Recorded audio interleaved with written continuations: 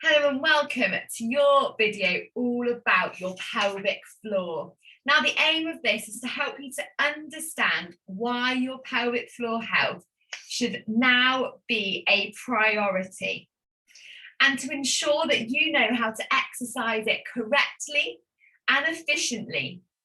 Now, it's really important that in pregnancy, we do prioritise our pelvic floor health. And there's a couple of really key reasons for that. And that's why I'm intentionally introducing you to pelvic floor health really early on in your journey, because it is fundamental to your wellness as a woman today, during birth, which we know is all going to be on the cards soon, and also for your postpartum recovery. But that's not all it's for. Quite frankly, it's for 60 years to come too. And we should actually be doing our pelvic floor exercises, not just in pregnancy or post-birth, but we should be doing them for life. And guys, I completely dream of a day where we discuss this with adolescent girls in schools, because that's when we should start to do our pelvic floors and make them part of our routine. Just like we brush our teeth every day or make a cup of tea in the morning. That's where we need to be getting our pelvic floor in. So let's look at what our pelvic floor muscles actually are. Now, as we can see, they're a group of muscles located here, a bit like a hammock, and they stretch from the pubic bone at the front to the coccyx or tailbone at the back, and also from side to side. Your pelvic floor muscles also work with your deep abdominal muscles and back muscles, as well as your diaphragm. And these stabilize and support your spine. They help to control pressure inside your abdomen and to allow you to move and function as you want to. Your pelvic floor muscles also support all of your pelvic organs. So we can see how on top of this hammock of muscles, you have got your bowel, the uterus or womb, and your bladder. And they are really important in maintaining your bladder and bowel control, and also have a really crucial role in sexual intercourse. Now, in pregnancy and childbirth, our pelvic floors become even more important, and it's an essential time to consider the health of our pelvic floor. Because if we think about it, not only is this hammock of muscles supporting all of those hormones, allowing us to control when we pass urine, feces, wind, and enjoy sex, but you've also got this increased load on your pelvic floor because you've got the weight of your baby, your placenta, the fluid that surrounds your baby, and your increased blood volume. So this is a massive additional strain, right, on your pelvic floor. But it doesn't stop there. We also have the impact of hormones in pregnancy. And crucially, we have the impact of a hormone called relaxin. Now, what relaxin does is it works on all of your body's tissues so that during pregnancy and birth, your pelvic floor can strengthen and lengthen. This has a lasting effect on your pelvic floor health, which is why it's really important that we look after these precious muscles at this time of our life. Now, if we imagine our pelvic floor to be a little bit like an elastic or a rubber elastic band. Now, if we keep adding additional force and stretching to our elastic band, as we do in pregnancy and life as women, eventually it will loosen and stretch, and it can no longer take the load. And that's essentially what can happen with our pelvic floor. So it's really important we look after it. Now, you might be thinking, why? What does it mean, Pip, if my pelvic floor is dysfunctional or not working? What will that look like for me? So let's have a look at some of the symptoms that you could experience and things to look out for now and in the future. So some of the key things to look out for is incontinence. Now, let's clear up a big misconception while we're on the subject of incontinence. It is not normal to leak urine at any point, whether that's when you're jumping on a trampoline, coughing, sneezing, or laughing. And despite what telly adverts might try to convince us as women, this is a sign of a dysfunctional pelvic floor. And it shouldn't just be a case of reaching for a pad and getting on with it. This is a sign that you need to seek some help. Now, incontinence might not just be of urine. It can be of other things too. Urine is absolutely a common one, but it can also be of wind or of feces. And I'm sure you'll agree with me that none of those are things we want to experience. Other symptoms might also include back pain or pelvic pain, pain on intercourse,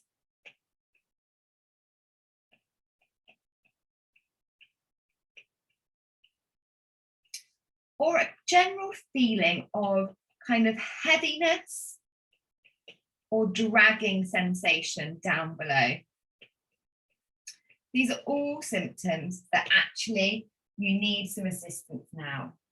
And I really recommend, if you're experiencing any of these, that you speak to a specialist pelvic health physiotherapist.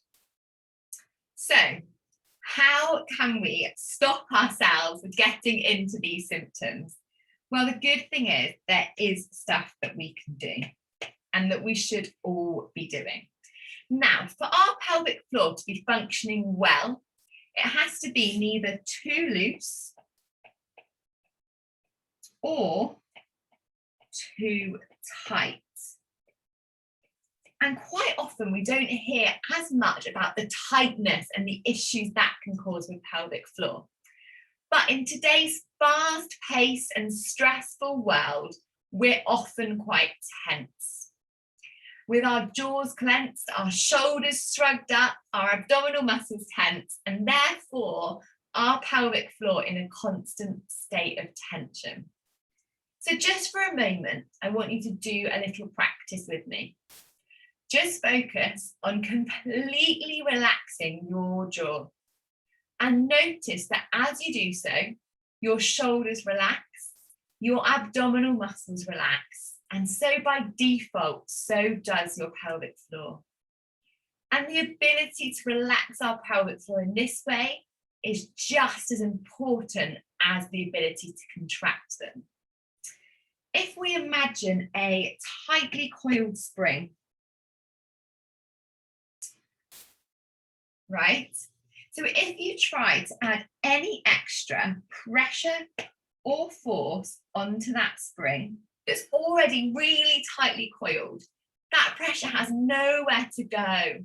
And that's what mimics a tight pelvic floor. It can't absorb those extra demands and extra pressures from daily tasks like squeezing or laughing. And as a result, we start to see some of those symptoms we just discussed. So getting the right balance is important, and we can do that by correctly and regularly performing our pelvic floor exercises. Now, if you think about exercising any other muscle on your body, for example, your bicep muscle, you would never just hold it in a constant state of tension. You would contract the muscle, relax the muscle, and then repeat. So we need to remember that with our pelvic floor. It's the contraction and that relaxation that's going to make it functional. And when it comes to the birth of your baby actually comes into contact with your pelvic floor before they're born. They then use your pelvic floor to rotate into a good position for birth and descend through the rest of the vaginal canal. So you're kind of helping your baby out too by making sure those muscles are functioning as they should be. Now, remember when you signed up, you were up for some commitment to your wellness. Well, this is going to be one of those acts of your commitment. Now, unfortunately, we can't see our pelvic floor in the same way we can see a bicep or tricep muscle. So it does make them a bit more tricky to perform. But I have got a cue for you. So let's do this together. Firstly, sit comfortably and imagine that you're holding in wind.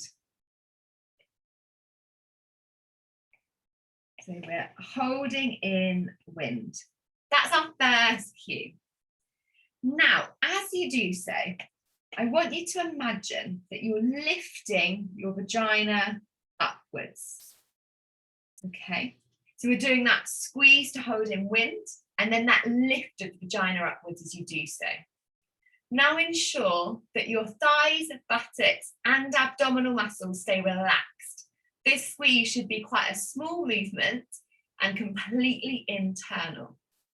You should also be able to breathe throughout, so you don't need to hold your breath. Now we want to try and hold that squeeze for up to 10 seconds. You might find that a bit tough at the moment, and that is absolutely fine. You might want to start with a 3-second hold, for example, and gradually build up.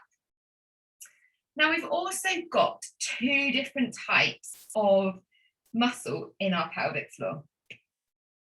Just like any other muscle in our body, we have got these slow twitch fibers and these fast twitch fibers. Now the slow twitch are really important for everyday tasks. So as we're sat here now, all of our organs are being held up in our bodies.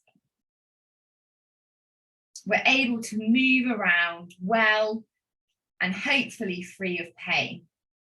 And then we have these fast twitch fibers. Now these are the ones that are responsible for stopping us leaking, for example, when we do things like coughing, laughing, or jumping. So we need, when we increase our intra-abdominal pressure suddenly with one of these movements, we need those fast twitch muscle fibers to be strong enough to absorb the impact and prevent any symptoms that we want to avoid. So it is important that we are able to exercise both types.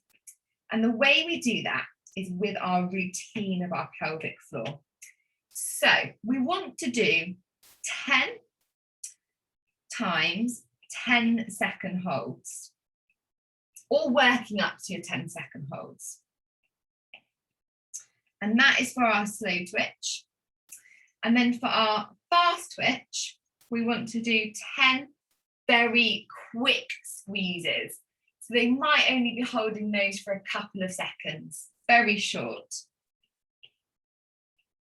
And that way we're working both types of muscle fiber. Now we want to repeat this routine 3 times a day. I recommend starting off doing these when you're brushing your teeth. You do that twice a day. So then you've only actually got to fit in 1 more set of exercises. And they only take a couple of minutes to do both your short holds and your long holds. And this forms your little pelvic floor routine. As you get more in tune with your pelvic floor and it gets stronger, you can do them when you're stood up or doing other tasks, such as boiling the kettle. And once your baby's been born, it's really important to start performing these exercises as soon as possible. They should really be the fundamental part of your postpartum recovery. And having a strong and well-functioning pelvic floor during your pregnancy will hugely benefit your recovery. It'll also allow you to tap back into that pelvic floor exercise routine, because often post-birth, it's not a familiar sensation because of the stretching and damage to some of the tissues. Now, the NHS has a brilliant app. It's called the NHS Squeezy app, Squeezy with a Y, that you can download to help you guide through this routine. And you can even set up little daily reminders. So there's literally no excuse.